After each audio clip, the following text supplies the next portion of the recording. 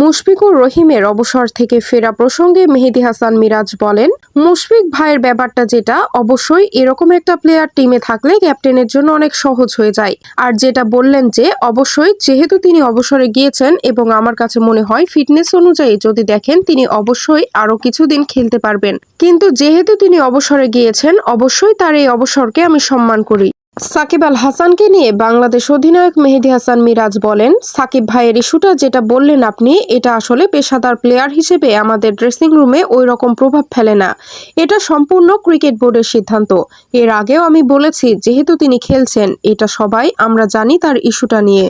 নিউজিল্যান্ডের বিপক্ষে সিরিজ নিয়ে মিরাজ বলেন, গত দুইটা সিরিজ আমরা খুবই ভালো ক্রিকেট খেলেছি এবং প্রক্রিয়া ভালো ছিল এবং প্লেয়াররাও অনেক আত্মবিশ্বাসী।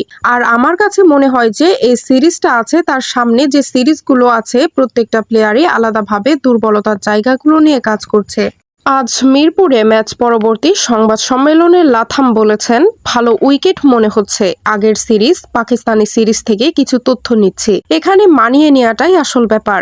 ঢাকায় কয়েকদিন হলো এসেছি, মাঠে নামতে সবাই মুখিয়ে আছে, সাথে অভিজ্ঞতা অর্জন করতেও। উইজডেন সম্পাদক লরেন্স বুথ উল্লেখ করেন যে কলকাতা নাইট রাইডার্স থেকে বাংলাদেশের পেসার মুস্তাফিজুর রহমানকে ছেড়ে দেওয়ার সিদ্ধান্তটিও রাজনৈতিক প্রভাবমুক্ত নয়। এটি প্রমাণ করে যে ক্রিকেট এখন তার আসল নিয়ন্ত্রকদের হাত থেকে রাজনৈতিক প্রভুদের হাতে চলে গিয়েছে। উইজডেন সম্পাদক লরেন্স বুথ তার নোটস বাই দ্য এডিটর অংশে লিখেছেন, ক্রিকেট এখন বিজেপির ভূ রাজনীতির গুরুত্বপূর্ণ হাতিয়ারে পরিণত হয়েছে।